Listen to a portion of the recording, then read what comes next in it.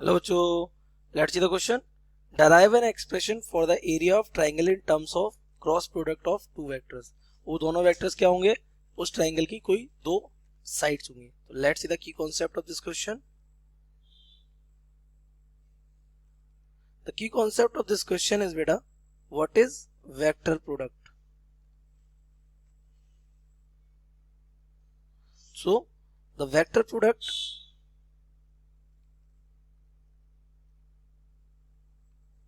of two vectors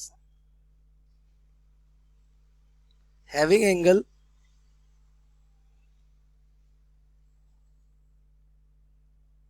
between them theta is given by. तो आपको तो मान लीजिए ये हमारा वेक्टर ए वेक्टर है और ये वेक्टर हमारा कौन सा है? बी वेक्टर है. तो इनके जो एंगल कितना है? थीटा. तो यहाँ से हमारा ए वेक्टर बी वेक्टर क्या आ जाएगा? A B sine theta N cap. जहाँ ए क्या है? Magnitude of A vector, B क्या है? मैग्नीट्यूड ऑफ बी वेक्टर और थीटा, और एन कैप क्या है? Direction, normal.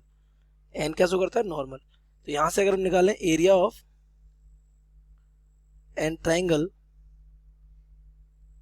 तो आपको पता है ये क्या होता है? इट इज एरिया वेक्टर होता है. वेक्टर क्वांटिटी होती है एरिया. एरिया कैसी क्वांटिटी होती है? वेक्टर. तो एरिया वेक्टर को क्या हो जाएगा? Half base into height.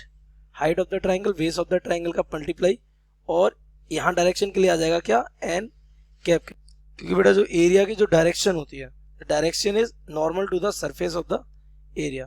तो बस हम यहाँ पे एक ट्राइंगल बना लेते हैं. तो मान लिया हमारे पास दो वेक्टर हैं. ये this is A B vector. इसको मान लिया कितना है? ये ए वेक्टर है. और दूसरा हमारा यहाँ वेक्टर हमारा क्या बनना है? ये दिस वेक्टर इज ये वेक्टर मान लिया बी वेक्टर है. तो ये हमारा हो गया मान लिया ए बी. इसको मान लेते हैं सी.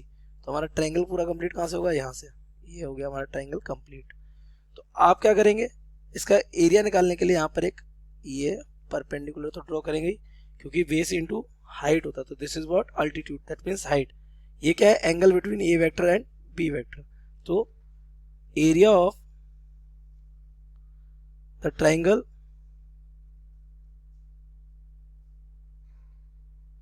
ए B C, A vector is equal to, हम इसको पी क्यू आर बोल देते हैं. ये पी है, ये मान लिया ये क्यू है, और ये मान लिया क्या है? R vector. तो यहाँ भी क्या लिख देते हैं? पी. ये क्या हो गया? क्यू. और ये क्या मान लेंगे? इसको आर, क्योंकि हम एरिया को कैपिटल ए से नोट करते हैं. एरिया वेक्टर क्या हो जाएगा? 1/2 into base into height. Base कितना है बेटा इसका? Base is what? P Q. और हाइट कितनी है इसकी? हाइट इसका यहाँ पे ये एन मान ले रहे इसको. तो हाइट हो जाएगी इसकी आर एन सिंपली. तो अगर हम इसकी वैल्यू, इसके बाद इसकी डायरेक्शन क्या हो जाएगी बेटा? यहाँ भी एन कैप आएगा और यहाँ भी क्या आएगा? एन कैप आएगा. तो यहाँ से एरिया वेक्टर हमारा यहाँ से हो जाएगा बेटा half P Q. P Q की वैल्यू कितनी है बेटा? पी क्यू हमारा किसके इक्विवेलेंट है? ए के. तो ए वेक्टर का मॉड हो जाएगा ये. No problem. Now R N की बात करते हैं. तो देखो ये इस ट्राइंगल में हम क्या लगा देते हैं? ये आर एन को आर एन रहने देते हैं और यहाँ रख देते हैं N cap. In triangle P R N हम साइन थीटा अगर लगाएं, तो साइन थीटा इक्वल क्या हो जाएगा? P upon H. तो पी कितना है हमारा? आर एन, और एच क्या है हमारा? बी का मोड.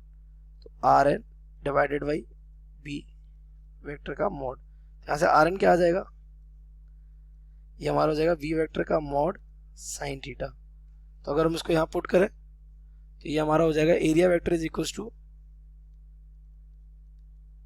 1/2. ये हमारा हो गया था ए वेक्टर का मॉड. ये हमारा हो जाएगा बी वेक्टर का मॉड साइन थीटा, और ये हो जाएगा हमारा एन कैप.